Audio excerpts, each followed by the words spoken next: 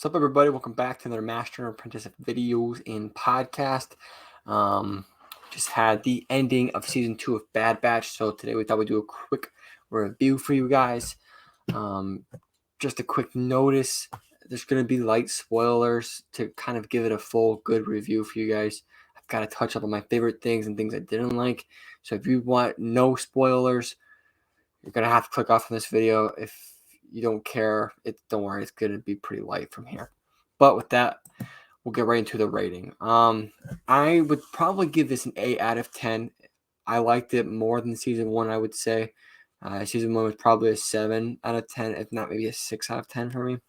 What I really liked was the first half of this season was just kind of getting us back to where we were, setting up the characters, the different arcs we've been set with certain characters with the previous season, and then the second half of the season after episode 8 forward, because we had a 2-episode drop for the premiere, 2-episode drop at the halfway point, and then a 2-episode drop at the finale. So after the 2-episode drop in the middle, I would say it was almost all fire. It was great. I loved it. We got to see some really cool things in the fact of the Emperor kind of just playing everybody like we've seen, in the prequels. And it was brief, but it was very cool. It was very Palpatine-esque. It was good to see that because we haven't seen that very much. We haven't seen very much Palpatine in recent years. I love to see the kind of the coming age of the Empire and the Stormtroopers and the pushing out of the clones. They've done a really good job of that. I mean, Clone Wars is pretty much about humanizing the clones, and the Bad Batch does a pretty good job of carrying that legacy, even though they have to kind of add in, Stormtroopers, and they do a very good job of that. I love that. And then something that was really missing from the previous season was the whole Rex thing. They focused a little too much on the Bad Batch, in my opinion, in the first season. This one, they had a couple episodes where the Bad Batch weren't really a part of it, where it was about, other characters, including like Rex or Crosshair and Cody. And those were some of the best episodes. The Cody and one episode we have a Cody, and that was one of my favorite episodes because it just kind of showed you like they're still very individual, but they're not as individual as the Bad Batch, but they still have these feelings. And eventually, both of those guys, both Cody and Crosshair, break out of the grasp of the Empire and they start making decisions on their own. The Rex, it was really cool to see Rex's like whole operation for clones and freeing clones and the whole clone uprising. I love where that's going with it. It was brilliantly done, brilliantly shown, and I'm very excited to see how that evolves going forward.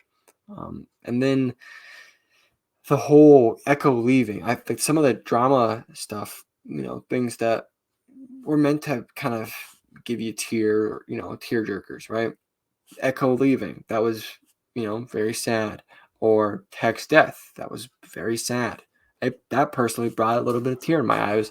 It's a good scene. It's done very well. And then the Echoes, captured. That was done very well. The betrayal of Sid, all of these, dramatized scenes, they did very good at. There wasn't a whole lot to break it down that I didn't like. I'm trying to think.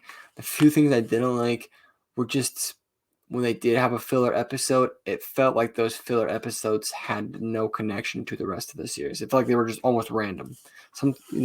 When Clone Wars had a filler episode, part of the episode would still have some sort of connection to the main plot. And when the Bad Batch filler episode came on, it felt like it was almost like a whole different season.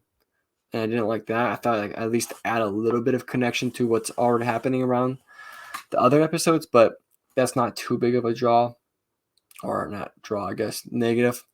And then probably the last thing was the villains, the kind of cycle who the antagonist is. It felt like it was Rampart, but then kind of at the halfway point, it changed from Rampart to, I'm blanking on his name. His name will come on the screen, but the main scientist guy, and then Sid, and then Tarkin. So the antagonist wasn't always very clear, like who was clearly the bad guy, which isn't necessarily a total negative thing, but it does confuse you every once in a while. But rest of that, the series is amazing. It's something I totally recommend. It's one of the better Star Wars shows to have been out in the last year or two, to be honest. If you're any fan of the Clone Wars or any of the animated shows, this is one of the more higher echelon shows in the animated department, at least. So I definitely recommend if you're into that. Yeah, with that, let me know what you guys thought of this series and finale, because the finale was pretty phenomenal in itself. Well, let me know what you guys thought about that down in the comments. But with that, I hope you guys enjoyed this video and podcast. If you're on podcast, don't forget that download and follow. If you're on YouTube, don't forget that subscribe and like. And with that, we hope you guys enjoyed this, and we will see you in the next one. Peace.